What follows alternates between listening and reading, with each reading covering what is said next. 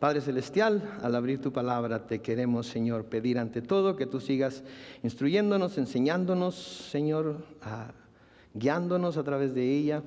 Y al estudiar este libro del Génesis, Señor, en donde todo comenzó, que podamos tener una visión clara de cuál es y fue siempre tu plan y cómo es que lo has estado llevando a cabo desde entonces. Bendecimos tu nombre por dejarnos tus palabras escritas, Señor, y poder escudriñarla y aprender de ti a través de ella. En el nombre de Cristo Jesús. Amén. Génesis 1:1. En el principio creó Dios los cielos y la tierra. Creo que hemos determinado ya con nuestros otros dos estudios que hemos tenido que de hecho lo que nosotros creemos está basado en el hecho de que todo lo que podemos ver en el universo fue creado por Dios. Sí, la semana pasada vimos el argumento lógico de por qué Dios existe. Sí, vimos por qué la lógica nos lleva a creer que Dios existe, basado en ese principio que se llama el principio de causa y efecto. Todo efecto requiere de una causa, y la causa de que el universo exista es Dios. Lo recibimos, lo aceptamos por fe. Los que se llaman ateos o los que se llaman evolucionistas se llaman así o lo son porque creen que Dios no existe. Pero la clave ahí está en la palabra creen. Porque así como nosotros creemos en que Dios existe, ellos creen que Dios no existe. De tal manera que no pueden comprobar de ninguna manera que Dios no existe, pero tienen que creer que no existe para poder ser ya sea ateos o evolucionistas. ¿Sí?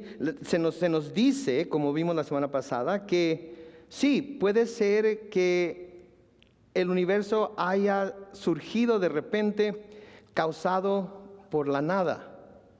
Y vimos cómo es ilógico eso, va contra el sentido común, porque al mismo tiempo que dicen que fue causado por nada, dicen que ese nada tiene que ser algo muy sencillo y simple, pero no el Dios todopoderoso que nos presentan las Escrituras. Si quieren repasar ese estudio, pueden encontrarlo en nuestra página de internet de la iglesia, o pueden ir al canal de Palabras de Ánimo en YouTube y lo pueden ver, ya está ahí. Ahora, algo que vale la pena notar en este versículo es el nombre que se le da a Dios. Sí, porque en el nombre que se le da a Dios aquí tenemos una vista de quién es Dios y de qué se compone Dios.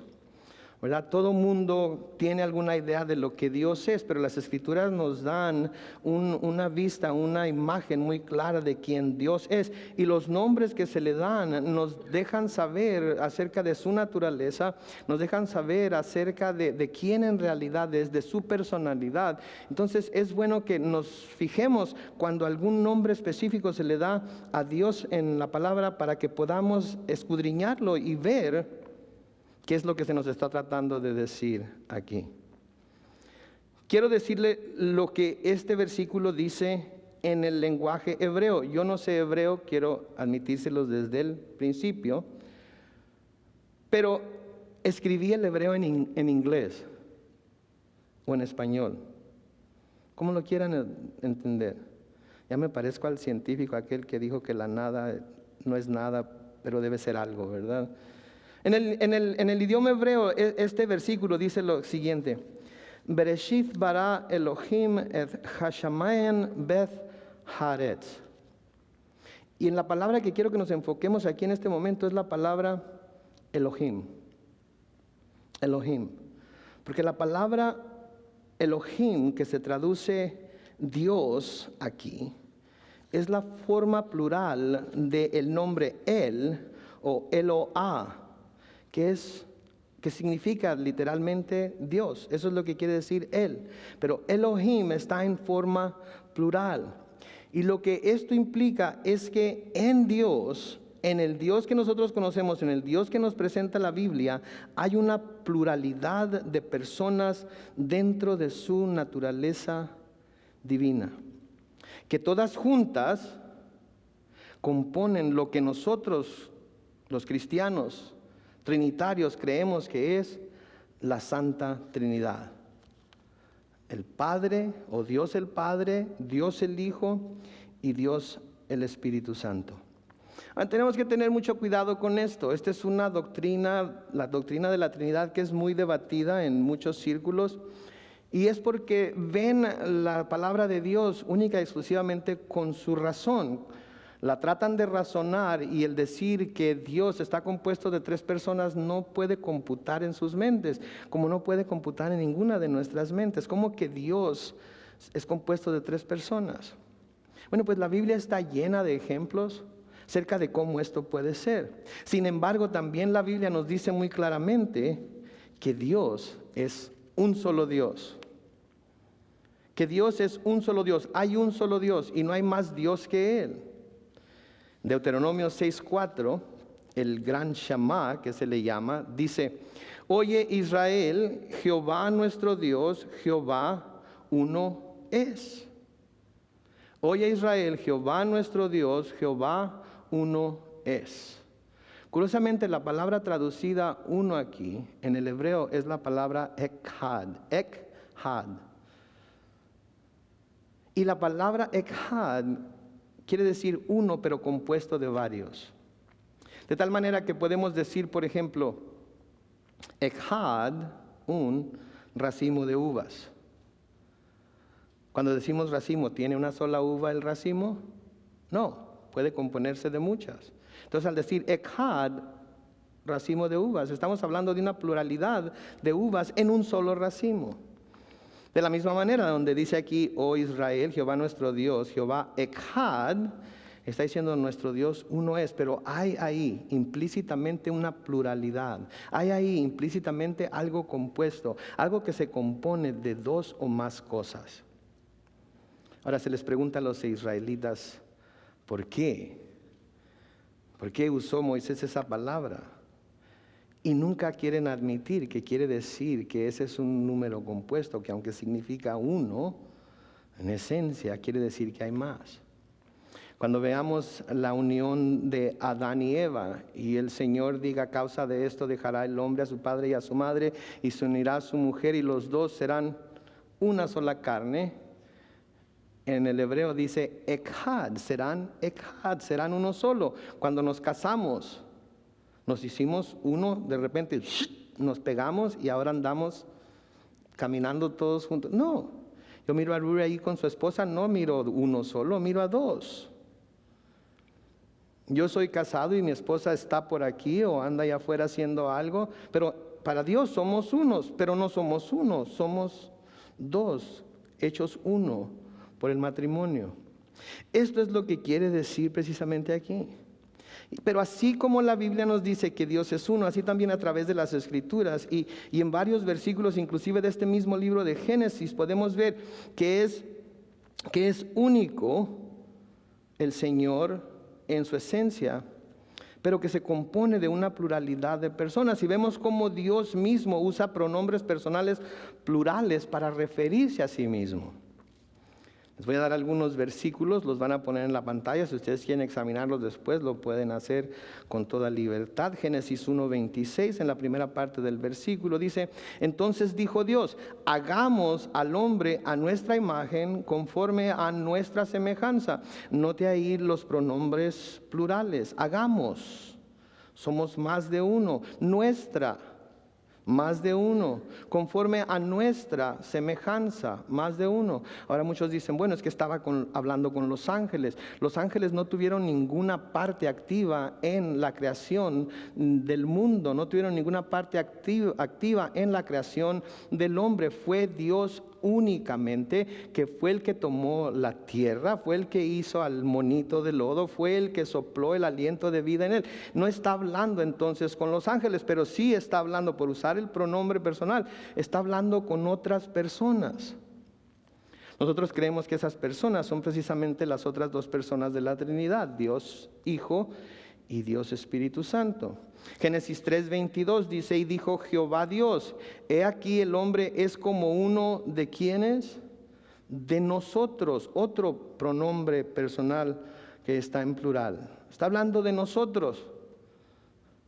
Si yo digo, yo estoy aquí, en este momento, estoy diciendo una mentira, porque no soy yo el único que está aquí, estamos todos nosotros. Entonces, al decir nosotros implica que hay más gente conmigo. En Génesis 11, 7 y 8, cuando hablamos de la torre de Babel, cuando el hombre se propuso hacer una torre hasta el cielo, dice, ahora pues, note, descendamos y confundamos ahí su lengua para que ninguno entienda el habla de su compañero. Note por favor ahí el plural del descendamos, tú y yo. Nosotros vamos a descender, nosotros vamos a ir y vamos a confundir su lengua para que ninguno entienda el habla de su compañero. Pero luego note el versículo 8. Así los esparció Jehová, singular, nada más su nombre, desde ahí sobre la faz de la tierra. Está diciéndoles, vamos, y luego en el siguiente versículo nos dice que fue Jehová el que hizo lo que todos fueron a hacer. Podemos ver tanto la pluralidad como la unidad de Dios en estos dos versículos únicamente. Y lo vamos a ver más a través del libro del Génesis. En Isaías 6:8, en la visión que tuvo Isaías, dice lo siguiente: después oí la voz, noten, del Señor que decía, ¿a quién enviaré? Note que ahí está en singular.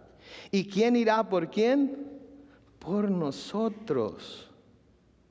En el mismo versículo entonces vemos la singularidad de Dios, y al mismo tiempo a Él mismo usando pronombres plurales para describirse a sí mismo. Vamos a ver tantos versículos desde aquí del Génesis que nos muestran esa pluralidad de Dios, que si empezamos a hacer un estudio sobre la Trinidad ahorita, no terminaríamos. Pero creo que es importante mencionarlo ahorita, así como fue importante desde el principio mencionar lo importante que es el Génesis y llegar a entender que Dios sí existe, porque si entendemos estas cosas, entonces todo lo demás no va a ser difícil. Así también, si creemos en un Dios todopoderoso, el verlo como un solo Dios compuesto de tres personas distintas, todas de la misma esencia, no es nada difícil. Entonces vamos a estar viendo estos versículos. Cuando lleguemos a ellos nos vamos a detener un poco para señalarlo, pero por ahorita esto creo que es suficiente. Ahora, otra cosa que nos lleva a creer en la pluralidad de Dios es que en la Biblia podemos ver que el Hijo, Dios el Hijo, que es Jesucristo, tomó una parte activa en la creación. De nuevo, Génesis 1:1 nos dice: en el principio, ¿quién creó? Dios creó, ¿verdad? No hay duda, Dios fue el que creó. Sin embargo, en el Nuevo Testamento hay porciones de las Escrituras que nos dicen que fue Jesucristo, o que Dios por medio de Él creó todo lo que creó. Por ejemplo, Juan capítulo 1, los versículos 1 al 3. En el principio era el Verbo, que sabemos que es Jesucristo, y el Verbo era con Dios, o sea, estaba con Dios, y el Verbo era Dios. Este era en el principio con Dios. Todas las cosas por Él, el Verbo, fueron hechas, y sin Él, el Verbo, nada de lo que ha sido hecho fue hecho. Entonces tenemos que rascarnos la cabeza, ya sea por la caspa o por los piojos o porque no entendemos, y decir, ¿cómo es posible eso? Génesis 1:1 me está diciendo que Dios fue el que creó, pero aquí Juan 1:1 al 3 me está diciendo que el Verbo, que es Jesucristo, fue el que hizo todas las cosas, por Él fueron hechas, y sin Él nada de lo que ha sido hecho fue hecho. Vemos la mano activa entonces de Dios el Hijo en la creación del mundo. Noten lo que dice Juan en el mismo capítulo 1, pero en el versículo 10. En el mundo estaba, y el mundo por Él, hablando de Jesucristo, fue hecho, pero el mundo no le conoció. El Verbo, Jesús, tuvo una parte muy activa entonces en la creación. Y si Dios es presentado como el Creador, entonces el Verbo es Dios. Pero Dios es uno, pero consta de tres personas, que son el Padre, el Hijo y el Espíritu Santo. Ahora, la palabra verbo en Juan 1:1 es una palabra muy, muy curiosa. ¿Sí? O trata de presentar un principio muy curioso, porque la palabra que se traduce al español verbo, se traduce en el inglés como palabra, the word. In the beginning was the word. Cuando alguien es elocuente, cuando alguien tiene la capacidad para, un abogado, por ejemplo, tiene mucho verbo, ¿verdad? Tiene mucho verbo, sabe hablar, sabe usar las palabras de tal manera que puede salirse de cualquier atolladero, de cualquier problema. Tiene verbo, ¿verdad? Cuando alguien es muy conquistador, ¿verdad? Tiene mucho verbo, tiene verbo para las muchachas, ¿verdad? Les habla y qué bárbaro, parece que las controla, ¿verdad? Por la manera que habla. Tiene verbo.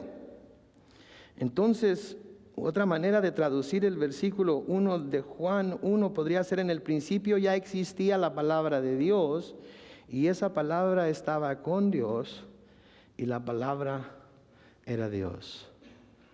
Sí, todos nosotros tenemos palabras, y nuestras palabras nos identifican. Sí, la forma en la que hablamos nos identifica con la gente.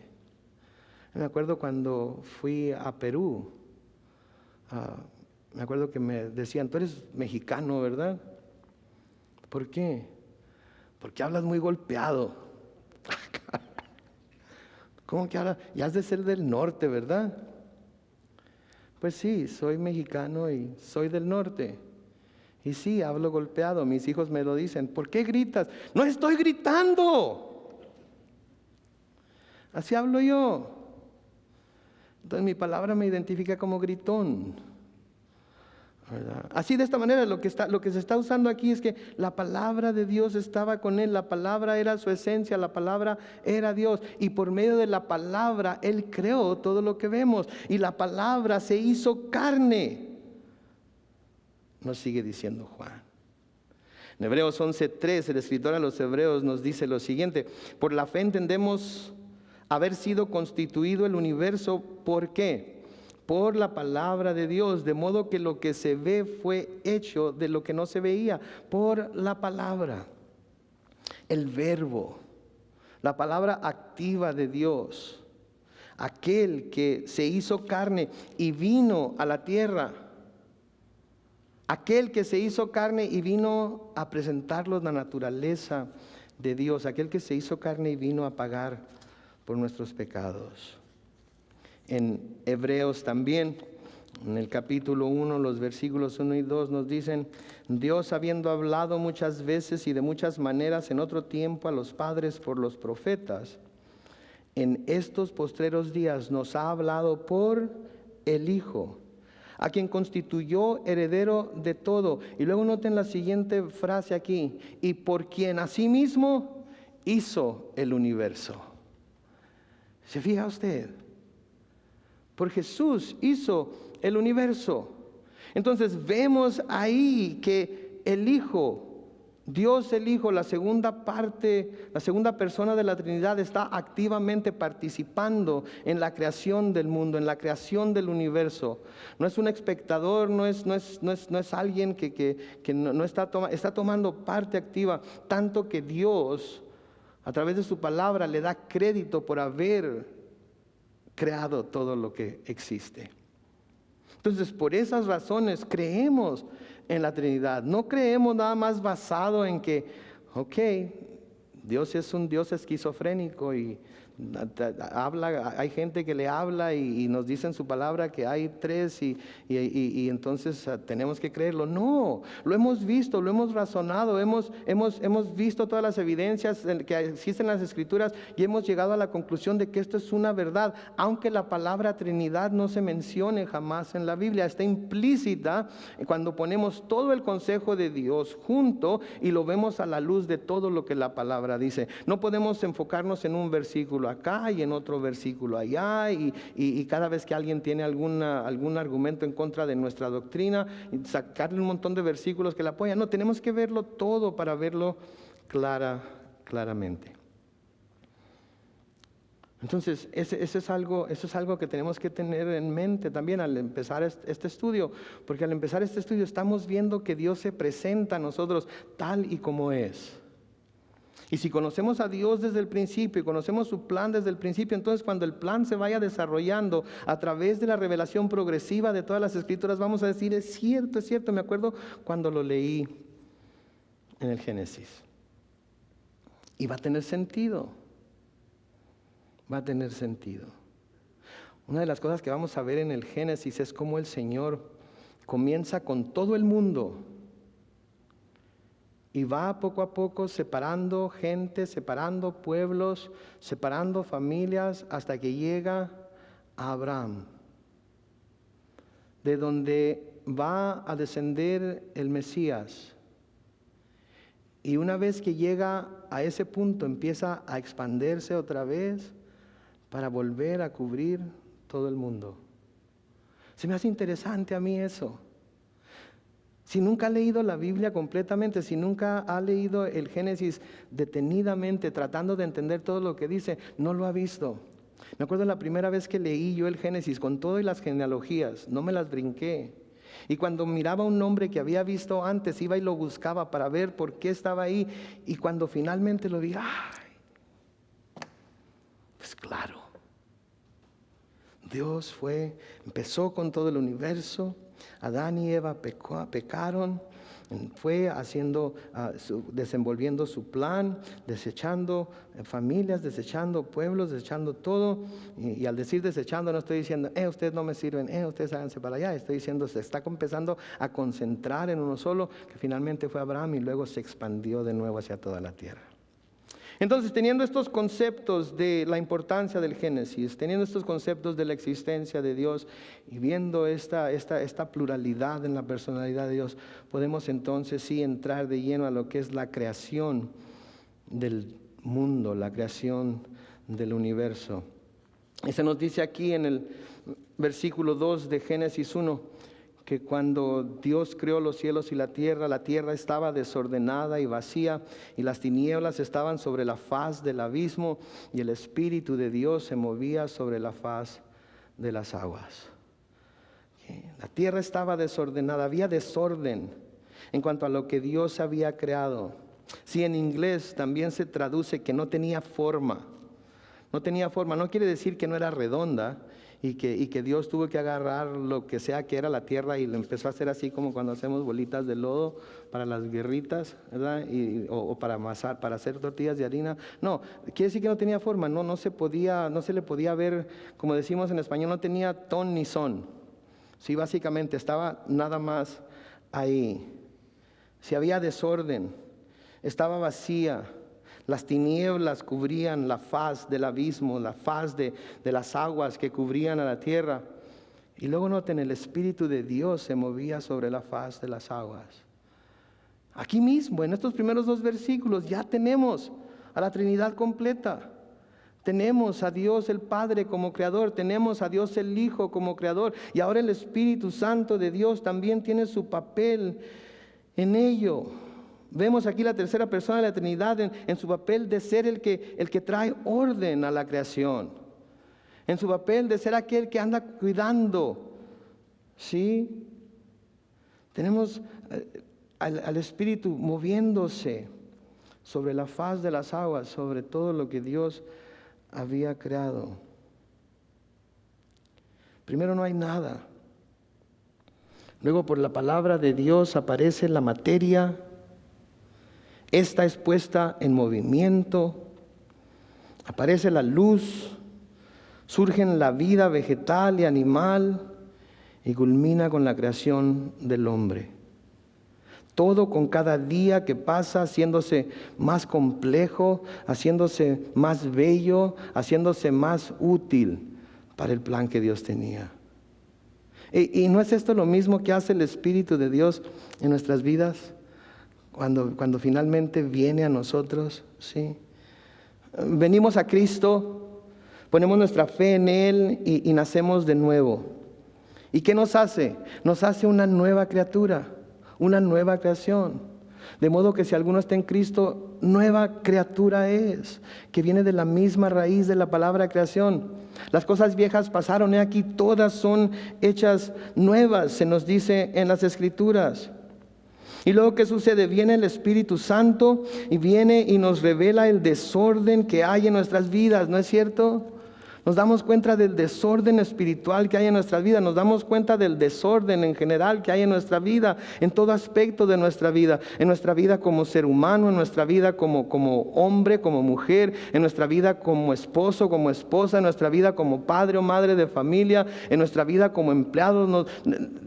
Nosotros creemos que tenemos orden, nosotros creemos que tenemos el control, pero luego cuando el Espíritu Santo de Dios viene y abre nuestros ojos, nos damos cuenta en realidad del descontrol que hay en nuestras vidas, y prueba de ello es todos los problemas que tenemos y todos los daños que hemos causado y todo el dolor que hemos causado a otra gente, y nos damos cuenta del desorden que hay en ella. El Espíritu viene y revela ese desorden, y luego comienza la obra de la santificación, y pasamos de un estado de no querer tener que ver nada con la palabra de Dios, de no querer escucharla, de no querer recibirla, de no querer leerla y estudiarla, y pasamos a un deseo de querer leerla continuamente, de querer saber más, de querer entenderla, de querer comprender lo que Dios me está queriendo decir a mí en lo personal a través de ella. Y tengo el deseo de estudiarla, de escudriñarla, de saber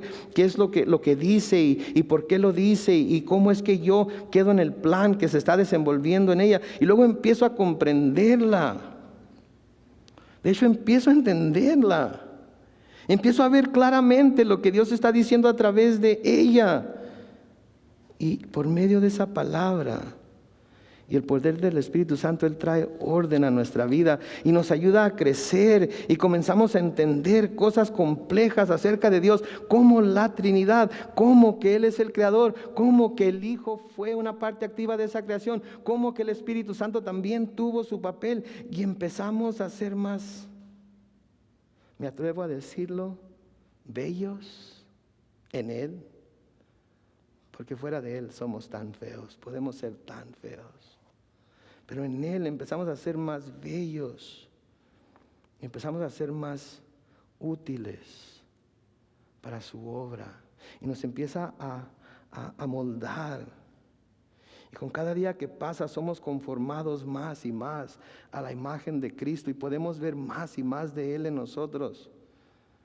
Y nos damos cuenta acerca de lo que Juan el Bautista dijo: yo debo menguar y Él tiene que crecer.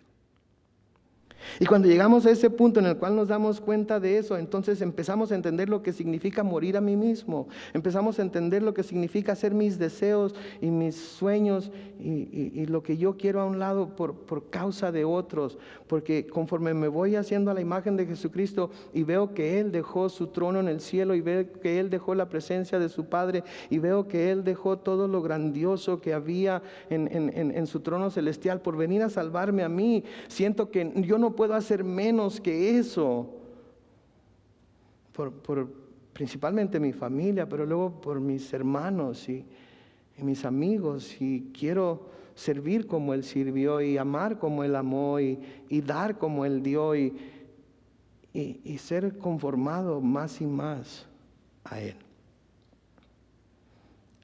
Entonces podemos ver desde el principio lo que Dios un día iba a hacer en cada uno de nosotros. Y qué glorioso ver que no se lleva a cabo por medio del poder ni de la voluntad de nadie más, excepto que por el poder y la voluntad de Dios mismo, así como la creación. Versículo 3 de Génesis 1 dice: y dijo Dios, sea la luz, y fue la luz. Y vio Dios que la luz era buena, y separó Dios la luz de las tinieblas, y llamó Dios a la luz día, y a las tinieblas llamó noche, y fue la tarde y la mañana un día. Noten por favor que el día y la noche existieron antes de que el sol y la luna fueran creados en el cuarto día. Noten, el día y la noche existieron antes de que el sol y la luna fueran creados en el cuarto día. Y yo creo que esto es a propósito, fue algo que Dios hizo a propósito, en mencionarnos el día y la noche, y en mencionarnos esta luz que de repente apareció.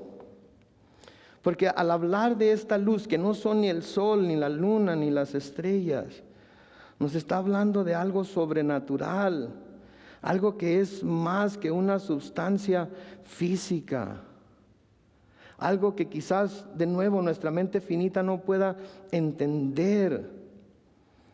Pero que cuando leemos en las Escrituras que Dios es luz, nos damos cuenta de lo que está hablando aquí. Sabemos que Dios es luz y no hay tinieblas en Él. Sabemos que Dios es toda luz.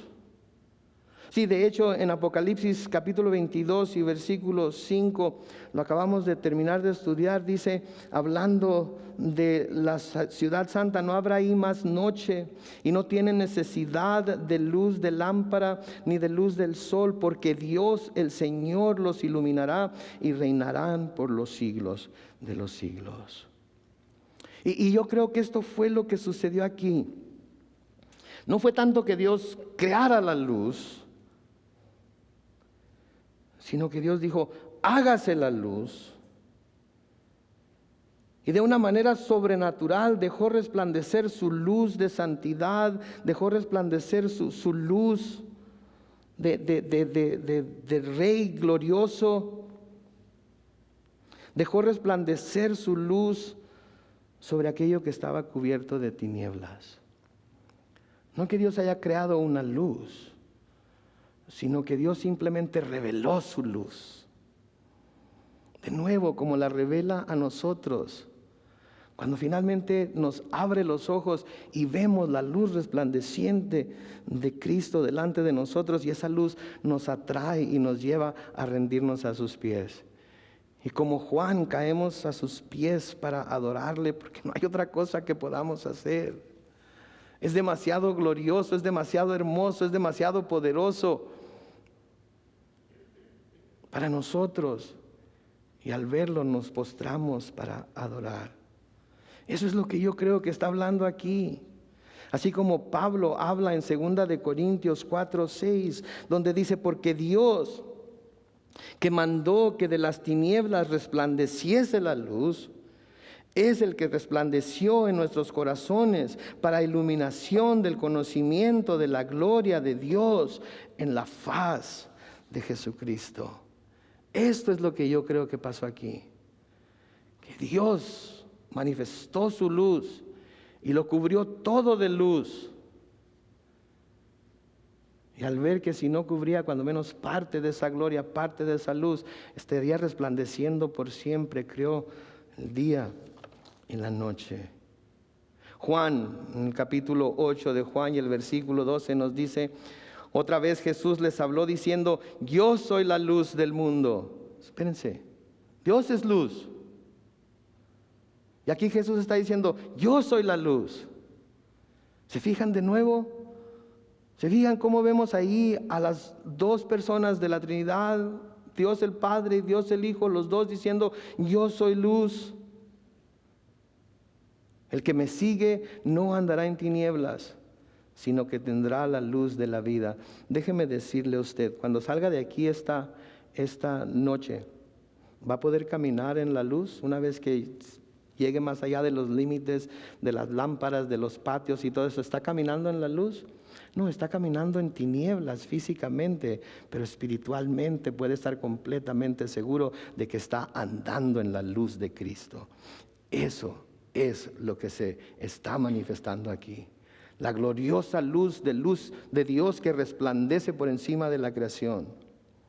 Pedro nos dice en 1 de Pedro, capítulo 2, versículo 9, mas vosotros sois linaje escogido, real sacerdocio, nación santa, pueblo adquirido por Dios, para que anunciéis las virtudes de aquel que os llamó de las tinieblas a su luz admirable.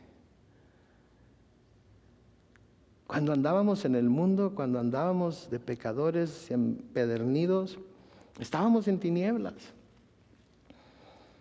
Nuestros ojos estaban velados a la hermosura de Dios, a la santidad de Dios, a la luz de Dios. Pero cuando Él vino a nuestra vida, nos llamó y nos sacó de las tinieblas y nos puso en su luz admirable, y no hay manera de escaparnos de esa luz. Amén. Versículo 6 de Génesis 1 dice: luego dijo Dios, hay expansión en medio de las aguas y separe las aguas de las aguas.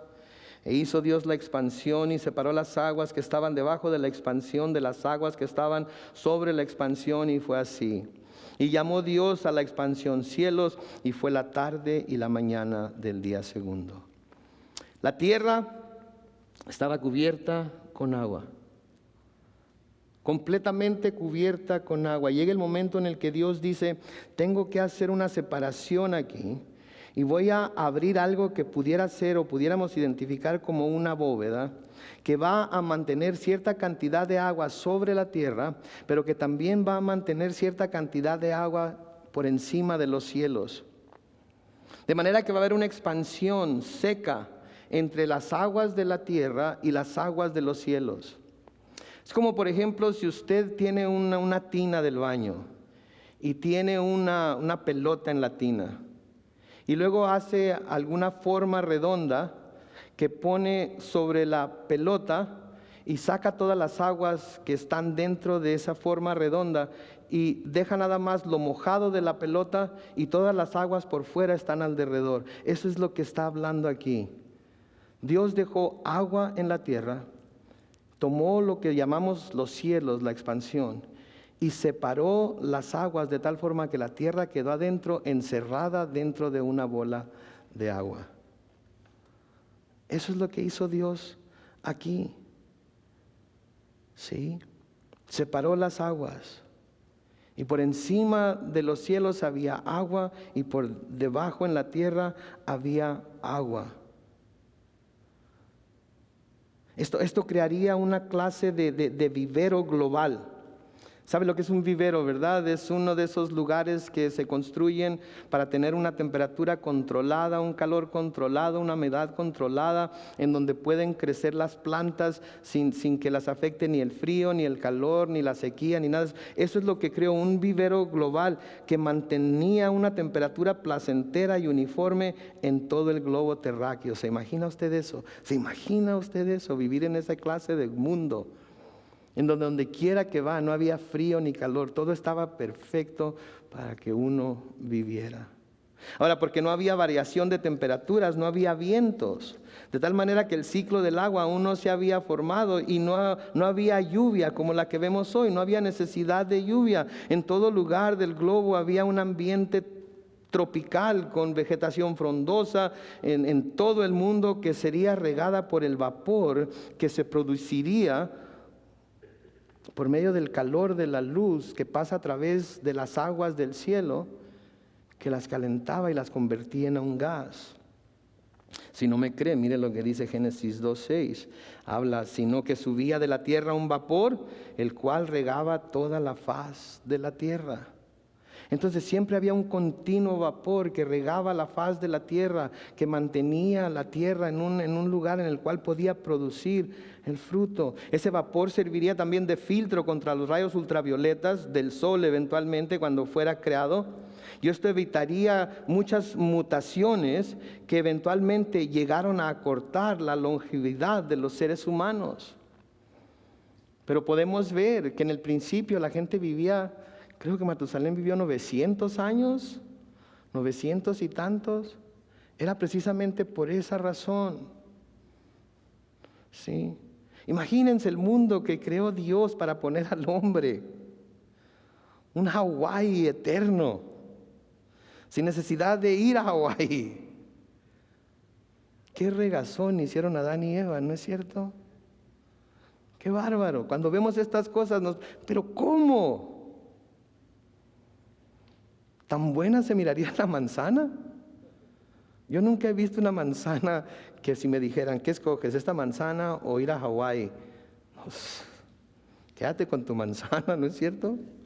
Versículo 9, dijo también Dios: júntense las aguas que están debajo de los cielos en un lugar y descúbrase lo seco, y fue así. Y llamó a Dios a lo seco tierra, y a la reunión de las aguas llamó mares, y vio Dios que era bueno. Es obvio lo que está hablando aquí, está hablando de la tierra seca que ahora conocemos, está hablando de los mares que ahora conocemos, y aun cuando no estuvieran en el mismo lugar geográfico que están ahora, eso es precisamente de lo que se está hablando aquí y está describiendo. Versículo 11, después dijo Dios: produzca la tierra hierba verde, hierba que dé semilla, árbol de fruto que dé fruto según su género, que su semilla esté en él sobre la tierra. Y fue así. Produjo pues la tierra hierba verde, hierba que da semilla según su naturaleza, y árbol que da fruto cuya semilla está en él según su género. Y vio Dios que era bueno. Y fue la tarde y la mañana del día tercero. Aquí es en donde la evolución no tiene sentido. La evolución no tiene lógica. Porque la evolución nos dice que de una sola célula, que de un organismo unicelular que salió de la goma, de una goma cósmica, evolucionó y se hizo un teléfono celular.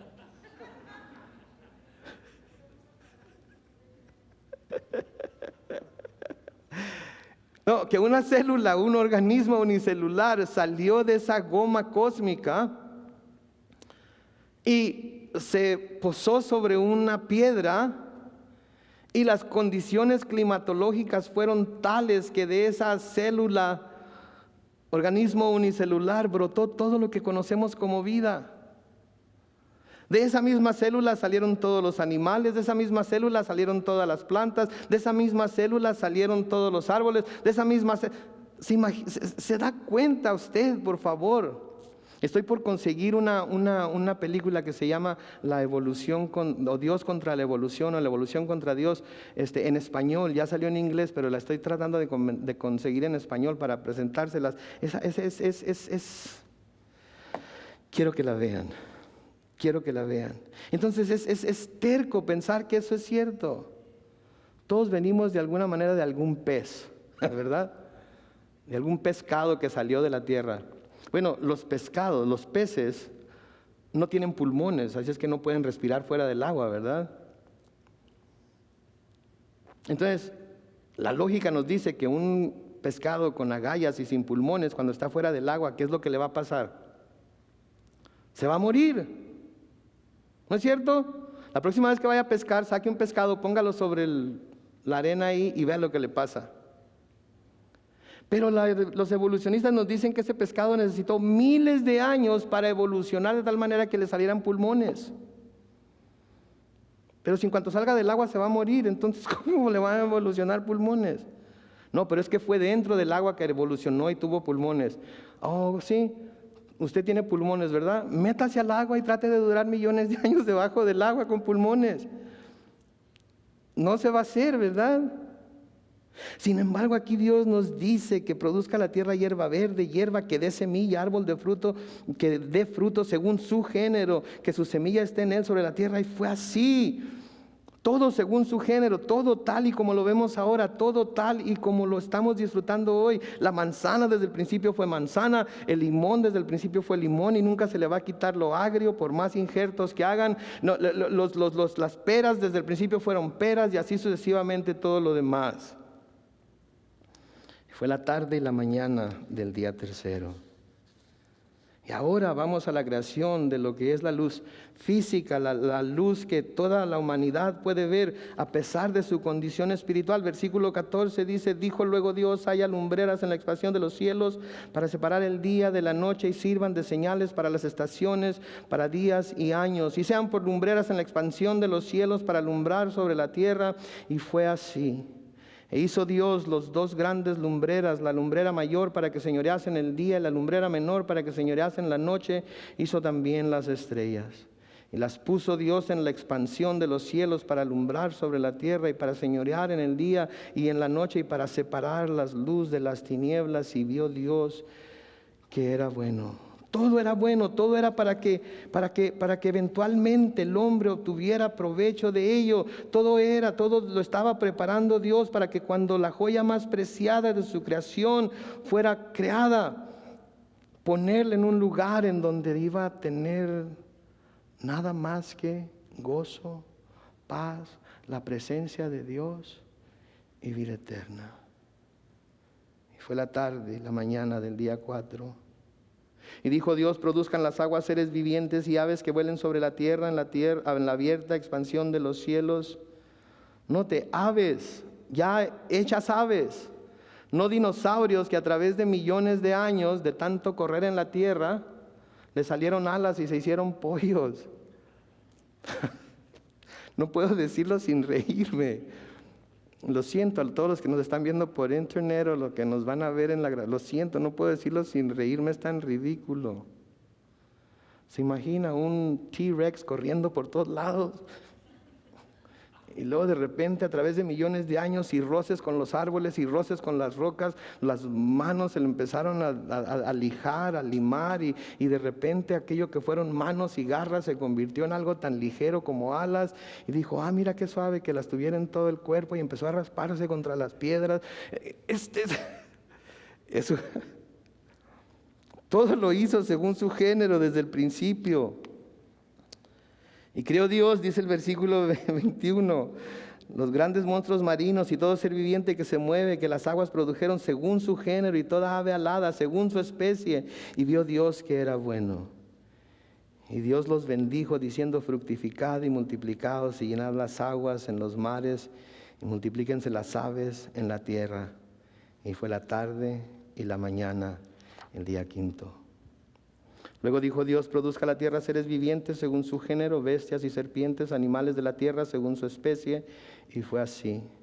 E hizo Dios animales de la tierra según su género, y ganado según su género, y todo animal que se arrastra sobre la tierra según su especie. Y vio Dios que era bueno.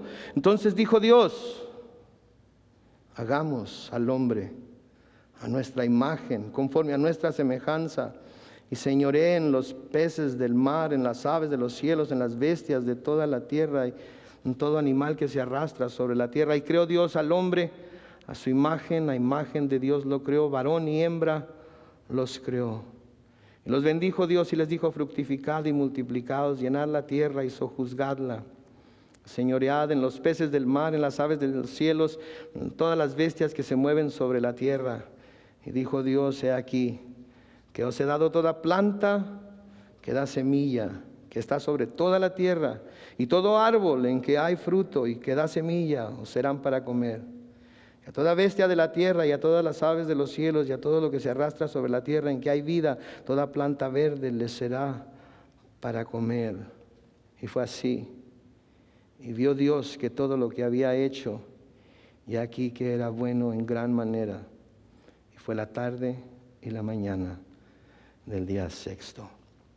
Vamos a ver en nuestro próximo estudio más acerca de la creación del hombre, porque aun cuando los menciona aquí como hombre y mujer, podemos ver que Eva todavía no existe. Está dando una versión general de lo que sucedió. En el próximo estudio vamos a ver cómo Dios nos da más detalladamente lo que hizo en la creación. Yo creo que es algo maravilloso lo que Dios ha hecho, y creo que es más maravilloso que lo ha dado para que nosotros lo disfrutemos. Y creo que deberíamos estar agradecidos con Dios siempre por habernos creado a su imagen y semejanza y darnos la habilidad para disfrutar de estas cosas, aun cuando vivimos en un cuerpo pecaminoso. Que tenemos una pequeña vista de lo que Dios nos va a devolver una vez que lleguemos a su presencia. Y esperamos que eso nos mantenga con nuestras esperanzas puestas en Él, deseosos de volver a estar en ese ambiente que Él creó en el principio para que el hombre disfrutara. Amén.